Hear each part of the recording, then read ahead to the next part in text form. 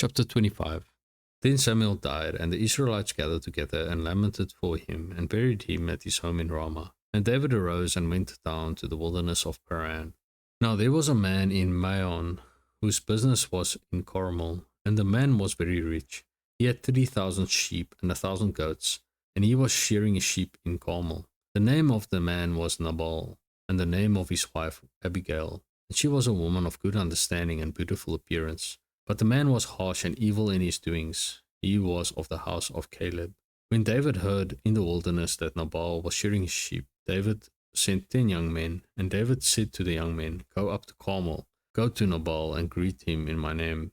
And thus you shall say to him who lives in prosperity, Peace be to you, peace to your house, and peace to all that you have. Now I have heard that you have shearers, your shepherds were with us, and we did not hurt them, nor was there anything missing from them all the while they were in Carmel. Ask your young men, and they will tell you. Therefore, let my young men find favor in your eyes, for we come on a feast day. Please give whatever comes to your hand, to your servants, and to your son David. So when David's young men came, they spoke to Nabal according to all these words in the name of David, and waited. Then Nabal answered David's servants and said, Who is David, and who is the son of Jesse? There are many servants nowadays who break away each one from his master. Shall I then take my bread and my water and my meat that I have killed for my shearers, and give it to men, when I do not know where they are from? So David's young men turned on their heels and went back, and they came and told him all these words. Then David said to his men, Every man gird on his sword. So every man girded on his sword, and David also girded on his sword. And about 400 men went with David, and 200 stayed with the supplies. Now one of the young men told Abigail, Nabal's wife, saying, Look, David sent messengers from the wilderness to greet our master, and he reviled them. But the men were very good to us, and we were not hurt, nor did we miss anything as long as we accompanied them when we were in the fields. They were a wall to us both by night and day, all the time we were with them keeping the sheep. Now, therefore, know and consider what you will do, for harm is determined against our master and against all his household, for he is such a scoundrel that one cannot speak to him. Then Abigail made haste and took 200 loaves of bread, 2 skins of wine, 5 sheep already dressed, 5 seahs of roasted grain, 100 clusters of raisins, and 200 cakes of figs, and loaded them on donkeys. And she said to her servants, Go on before me, see, I am coming after you. But she did not tell her husband Nabal. So it was, as she rode on the donkey, that she went down under cover of the hill. And there were David and his men, coming down toward her, and she met them. Now David had said, Surely in vain I have protected all that this fellow has in the wilderness, so that nothing was missed of all that belongs to him. And he has repaid me evil for good. May God do so, and more also, to the enemies of David, if I leave one male of all who belong to him by morning light. Now when Abigail saw David, she dismounted quickly from the donkey, fell on her face before David, and bowed down to the ground. So she fell at his feet and said, On me, my lord, on me, let this iniquity be, and please let your maidservant speak in your ears, and hear the words of your maidservant. Please let not my lord regard this scoundrel Nabal, for as his name is, so is he. Nabal is his name, and folly is with him. But I, your maidservant, did not see the young men of my lord whom you sent.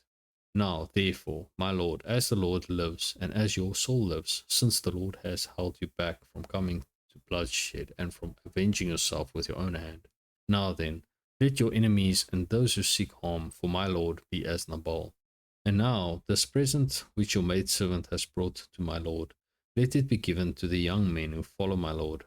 Please forgive the trespass of your maidservant, for the Lord will certainly make for my lord an enduring house, because my lord fights the battles of the Lord, and evil is not found in you throughout your days. Yet a man has risen to pursue you and seek your life, but the life of my Lord shall be bound in the bundle of the living with the Lord your God, and the lives of your enemies he shall sling out, as from the pocket of a sling, And it shall come to pass, when the Lord has done for my Lord according to all the good that he has spoken concerning you, and has appointed you ruler over Israel, that this will be no grief to you, nor offense of heart to my Lord, either that you have shed blood without cause, or that my Lord has avenged himself. But when the Lord has dealt well with my Lord, then remember your maidservant. Then David said to Abigail, Blessed is the Lord God of Israel, who sent you this day to meet me. And blessed is your advice, and blessed are you, because you have kept me this day from coming to bloodshed, and from avenging myself with my own hand. For indeed, as the Lord God of Israel lives, who has kept me back from hurting you, unless you had hurried and come to meet me, surely by morning light no males would have been left to Nabal. So David received from her hand what she had brought him, and said to her, Go up in peace to your house. See, I have heeded your voice and respected your person. Now Abigail went to Nabal, and there he was, holding a feast in his house, like the feast of a king. And Nabal's heart was merry with him, for he was very drunk. Therefore she told him nothing, little or much, until morning light. So it was in the morning, when the wine had gone from Nabal, and his wife had told him these things, that his heart died within him, and he became like a stone. Then it happened after about 10 days that the Lord struck Nabal, and he died. So when David heard that Nabal was dead, he said, Blessed be the Lord, who has pleaded the cause of my reproach from the hand of Nabal, and has kept his servant from evil. For the Lord has returned the wickedness of Nabal on his own head. And David sent and proposed to Abigail to take her as his wife. When the servants of David had come to Abigail at Carmel, they spoke to her, saying, David sent us to you to ask you to become his wife. Then she arose, bowed her face to the earth, and said, Here is your maidservant, a servant to wash the feet of the servants of my Lord. So Abigail rose in haste and rode on a donkey, attended by 5 of her maidens. And she followed the messengers of David and became his wife. David also took Ahinoam of Jezreel, and so both of them were his wives. But Saul had given Michal, his daughter, David's wife, to Palti, the son of Laish, who was from Galim. Chapter 26. Now the Ziphites came to Saul at Gibeah, saying, Is David not hiding in the hill of Hachilah, opposite Jeshimon? Then Saul arose and went down to the wilderness of Ziph, having 3,000 chosen men of Israel with him, to seek David in the wilderness of Ziph. And Saul encamped in the hill of Hachilah, which is opposite Jeshimon, by the road. But David stayed in the wilderness, and he saw that Saul came after him into the wilderness. David therefore sent out spies, and understood that Saul had indeed come. So David arose and came to the place where Saul had encamped, and David saw the place where Saul lay, and Abner the son of Ner, the commander of his army. Now Saul lay with the people encamped all around him. Then David answered and said to Ahimelech the Hittite, and to Abishai the son of Zeruiah, brother of Joab, saying, Who will go down with me to Saul in the camp? And Abishai said, I will go down with you. So David and Abishai came to the people by night, and there Saul lay, sleeping within the camp, with his spear stuck in the ground by his head. And Abner and the people lay around him. Then Abishai said to David, God has delivered your enemy into your hand this day. Now, therefore, please, let me strike him at once with a spear, right to the earth, and I will not have to strike him a second time. But David said to Abishai, Do not destroy him, for who can stretch out his hand against the Lord's anointed and be guiltless? David said furthermore, As the Lord lives, the Lord shall strike him, or his day shall come to die, or he shall go out to battle and perish. The Lord forbid that I should stretch out my hand against the Lord's anointed. But please, take now the spear and the jug of water that are by his head, and let us go. So David took the spear and the jug of water by Saul's head, and they got away. And no man saw or knew it or awoke, for they were all asleep, because a deep sleep from the Lord had fallen on them.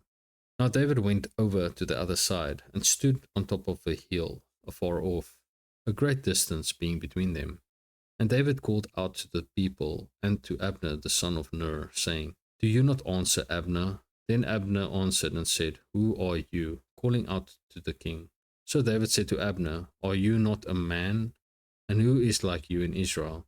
Why then have you not guarded your lord the king? for one of the people came in to destroy your lord the king. This thing that you have done is not good. As the Lord lives, you deserve to die, because you have not guarded your master, the Lord's anointed. And now see where the king's spear is, and the jug of water that was by his head. Then Saul knew David's voice, and said, Is that your voice, my son David? David said, It is my voice, my lord, O king. And he said, Why does my lord thus pursue his servant? For what have I done, or what evil is in my hand? Now, therefore, please, let my lord the king hear the words of his servant. If the Lord has stirred you up against me, let him accept an offering. But if it is the children of men, may they be cursed before the Lord, for they have driven me out this day from sharing in the inheritance of the Lord, saying, Go serve other gods. So now do not let my blood fall on the earth before the face of the Lord, for the king of Israel has come out to seek a flea, as when one hunts a partridge in the mountains. Then Saul said, I have sinned, return, my son David, for I will harm you no more, because my life was precious in your eyes this day. Indeed, I have played the fool and erred exceedingly. And David answered and said, Here is the king's spear. Let one of the young men come over and get it. May the Lord repay every man for his righteousness and his faithfulness.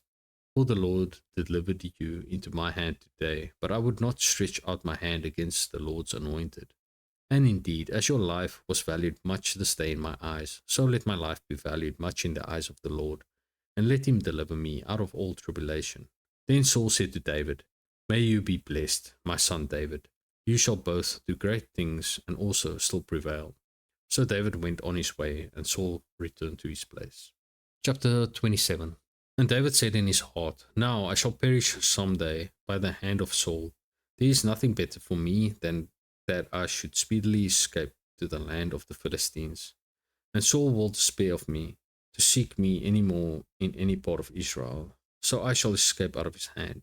Then David arose and went over with the 600 men who were with him to Achish, the son of Maach, king of Gath. So David dwelt with Achish at Gath, he and his men, each man with his household. And David was with his 2 wives, Ahinoam the Jezreelites, and Abigail the Carmelites, Nabal's widow.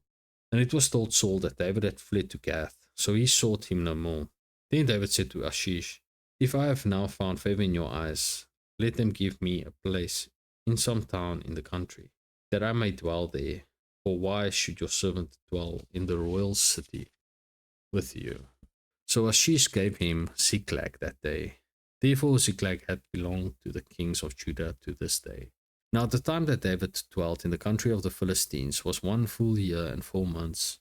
And David and his men went up and raided the Geshurites, the Girzites, and the Amalekites. For those nations were the inhabitants of the land from old, as you go to Shur, even as far as the land of Egypt.